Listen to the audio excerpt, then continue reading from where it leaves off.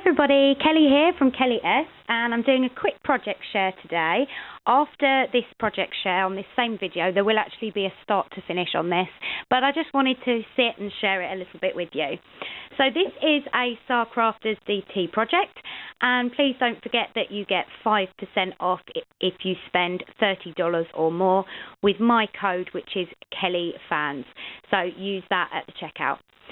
So what I've made for my DT project this time is a mini album, as you can see, and I use Sacrafters wood doors. They come in a set, so you get this, I think it's wood windows, and you get a solid piece at the back. And then I've used the chipboard tag album on the inside, as I will show you when we go through. So I'm going to start with the front cover. I used a chicken wire mask, which I'm hoping you can still see some of, and I used some Shimmers Dazzlers in a green and a purple colour. If you'd like to know the actual colours that I use for this album, please message me below and I'll pick them out and let you know, because I haven't actually brought them up with me, but I do also show them in the start to finish video. So I did some masking, and then I did some spraying with some different shades of green and purple, just to try and get all the colours right. I added these huge binding rings, which are from Sacrafters, and I did that at the end, and a load of ribbon just to match the colour scheme to make it look pretty.